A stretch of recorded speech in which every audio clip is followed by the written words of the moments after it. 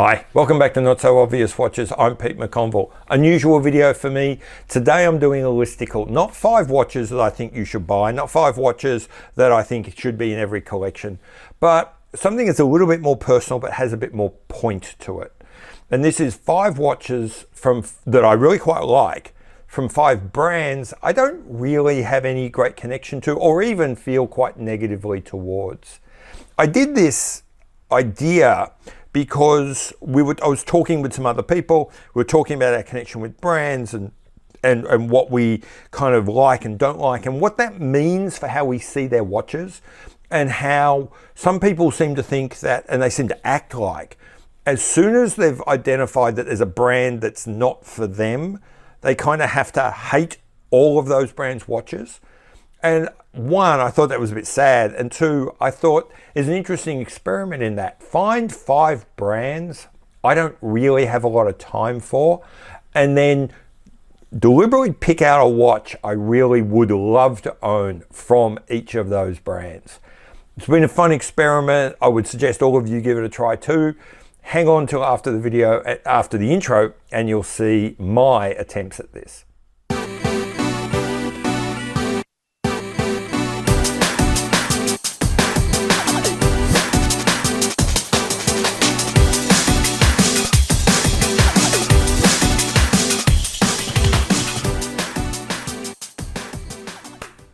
Okay, so the first cab off the rank will come as no secret to anyone who's seen my channel before, and it's going to be a watch from Rolex. It's not a brand I connect with. I fully understand the greatness of the brand Rolex, and I'm not saying that ironically. It is a great brand, and they make some great watches. They're just not for me. For all of the great things, for all the fantastic things that Rolex has done and all the brilliant parts of their story, I still personally just can't get past kind of the whole exclusivity douchiness of it. And it's just not for me. On top of that, what makes it a little bit worse is there are elements of the Rolex design language. That's a word people like to use. Things like the Mercedes hands, things like elements of the oyster case, things like certainly the Cyclops, which simply as design elements I struggle to get past. That said, there is still a Rolex that I love, that I think is a brilliant watch, and that is the simple, straight down the line Rolex Oyster Perpetual. Forget what size, it doesn't really matter what size. Probably me, I would have taken either the old 39 or the new 41. I'm not a big fan of small watches. So that would be my personal size. In terms of color, I like the fairly straightforward ones. In the current models, I quite like there's a silver or maybe even a champagne dialed color. In the older 39s, there was like a blue one with green indices. I just love those. I thought they were beautiful watches. The proportions are fantastic. The dials are great. There's none of that dreaded Cyclops. There does have that typically gauche kind of Rolex over branding inside the Rehort, which is a bit of a turn-off. But given that so many other aspects of the kind of the Rolex design language are missing, I think I can get past that. The case is beautiful. The dial is wonderful. All the indices and the hands, everything is just. If you're going to say that any Rolex is perfect, I think it is the Oyster Perpetual. It is just a brilliant watch. It is simple, straightforward, doesn't have a lot of flair or fuss, and it's just fantastic. That is, if I'm ever going to own a Rolex, it's going to be an Oyster Perpetual. Okay, so the next brand off the rank is Mont Blanc. Now, I don't have a particular difficulty with Mont Blanc. It's not a brand that I have any strong negative feelings towards. It's just not a brand I have any feelings towards. Maybe if I was buying a pen or some leather goods, I would feel something about Mont Blanc. But when I look at their watches and I think of their brand, there's just nothing. I don't feel any connection at all. But having said that, forcing myself in there, and making myself look really carefully at something I would normally just gloss over, I can't deny I love I think it's the 1858 Geosphere. That, particularly in any of the iterations in bronze, I think that's a killer watch. First off, I think the color combinations they do whenever they do one in bronze, whether it's, I think there was a limited edition in blue, there was certainly a green one, I think there's a brown one as well. The colors and the case shaping work brilliantly. But of course, the star of the show are those twin rotating globes, which I love a GMT function, and I love a GMT function that like plays a little bit, that experiments a little bit. I don't own many. I wish I owned more watches that did things like that. And the Geosphere just is gorgeous. And they did all of this on top of, as a module on top of a really simple base movement, which just blows me away. I think that's so clever. That I think that enhances the watch for me, not diminishes it at all. So like I said, the brand Mont Blanc is normally one which I walk past with not even barely noticing, but the Geosphere gets me, and one day I wouldn't be at all surprised if I end up owning one of those. Okay, the next one is again probably not going to come as a great surprise to you. I don't feel a lot towards Tudor. There's a saying in monarchy, you know, every king needs an heir and a spare.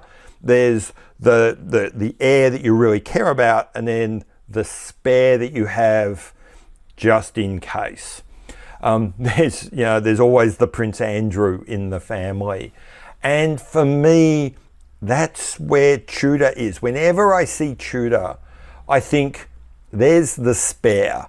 There's the brand that exists solely as a support unit for someone else. It's like that child you have just in case you need a spare kidney for the first one. And as a result, I rarely get excited about a Tudor. They've made it worse recently because so many of their watches are just sort of so into this whole neo-retro pastiche thing that I can't warm to them. And so the Black Bay isn't for me, except the Black Bay 58 ceramic with the METAS certification. I got to admit, I love that watch. I think it looks fantastic. I think the kind of murdered out black look with that slightly creamy lume it's just a killer. It just looks so good that so many of my other reservations just melt away. It's just cool and sleek, and the METAS certification just really interests me and shows me a side of Tudor that I did not expect to see. Indicates that they're more than just a neo-retro production line, that there's art and love and excitement there as well. And that's all the things I feel when I look at this. I came very close to saying the 925 variant of the 58 as well. That's another watch that, of all of the Tudors, that kind of gets me a little bit. But I think the ceramic, the all blacked out look, the METAS certification is the thing that really pushes me over the edge and makes that the Tudor that I really love. I'll tell you right now, if Tudor puts a GMT movement in that ceramic case with that kind of layout, with the METAS certification, I'm in. Forget how I feel about the rest of the brand. I'm buying that watch. Tudor, if you're listening, please make that watch. Okay, so my next one is Omega. Now, Omega's a weird one for me. I quite like the brand. I actually have sort of warm feelings towards them. You know, the silly part is it's very personal. Growing up, there was at the end of my street this little jeweler that I used to love and pop into, and they were the kind of like the family jeweler. If I had to buy something, I'd normally get it from there. I walked past the shop every morning as I went to catch the bus to school, and they sold Omegas. and they always had Omegas in the window. The idea of a little suburban jeweler selling those sorts of watches these days blows me away. But that kind of little personal connection has always meant that Omega has got this kind of warm corner of my heart. The problem is, I feel like Omega used to be a really interesting company, but they've so concentrated on just the Seamaster and the Speedmaster. They've so become kind of so myopic in their focus on just a few key lines, and made those lines like the Seamaster and Speedmaster so ubiquitous, so common, so everyday. I can't get excited about them as much as I like so many of the watches. Nothing wrong with the Speedmaster. I quite like the I'm going to get the numbers wrong. I think it's the 300M, the kind of heritage edition version of their dive watch. But there is a Speedmaster which tugs at me a fair bit, which if I was going to get, if I was more into chronographs, if that was what I collected instead of travel watches, this watch I'd be buying. And that is the Omega Speedmaster Racing. Everyone makes a big fuss and a big deal about the professional and the moon watches, etc. But for me, the true beauty, the best versions of the Speedmaster, the ones that seem to have the most flair, the most excitement, the most daring do, are the racing, are those racing watches. They're just better. They're better looking, they're better balanced, they've got more excitement, more elan than all of the moon watches. And like I said, I happen to be into travel watches, and that's a core of my collection. Not so much into chronographs. But if I was, an Omega Speedmaster Racing, that would definitely be on my list. Okay, so my final of the 5 brands that I come to here is Cartier. Cartier is an interesting brand, and I must admit, if I was doing this a couple of years from now, they might not be on my list. When I came into watches, I, like 99% of watch collectors, wasn't necessarily comfortable with those watch companies that come more from a jewelry side. So Cartier, Bulgari, those sorts of guys, I was unsure about. Actually, Bulgari are the ones who kind of cracked that for me, and now that I've got at least 2 Bulgaris on the list of watches I hope to one day own. But Cartier still, there's something about it. I'd still, every time I think of Cartier, I still just think of diamonds. I still just think of jewelry, and I can't really, it's just not something I see as part of my story. But maybe it's the Frenchness. I don't know. Anyway, for whatever reason, Cartier is a brand that's just not really resonating with me. Again, like a lot of these brands, not helped by the fact that there's often parts of their design language which aren't for me. Cartiers tend to be a bit formal, a bit fussy, a bit, I don't know, and it's those Roman numerals. I just generally don't like Roman numerals. So that definitely gets between me and most 99% of Cartiers. Which brings me to the Cartier I could buy, which is the Cartier Santos Dumont in a very specific configuration. They have a couple with Arabic dials. Now, some of these are special editions, and some of these, therefore, they're going to be either hard to get or expensive. But, as I said before, I think it's often the prissiness, the stuffiness, the sense of like doilies and filigree ironwork about Cartier that I can't get to.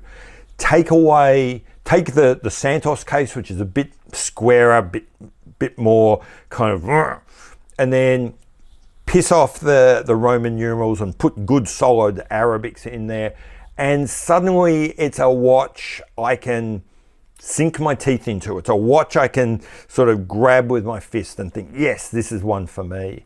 So, like I said, don't ever think about a tank or anything with those Romans really get in the way. But the Cartier Santos Dumont with the Arabics, there's a watch I could really get behind. Okay, so there's 5 watches from 5 companies that in general I wouldn't really be looking at, that wouldn't really be on my radar. I'd love to know yours. What are the watches from brands you would normally have no real time for, that you would just walk on by, which when you've made yourself slow down and look at the catalog and think really carefully about, you go, you know what, there's something for me.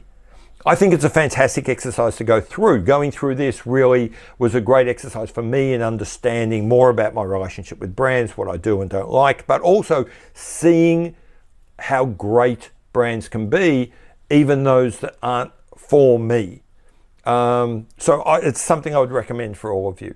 Anyway, I've been Pete McConville. This has been Not So Obvious Watches. Hope you enjoyed this video.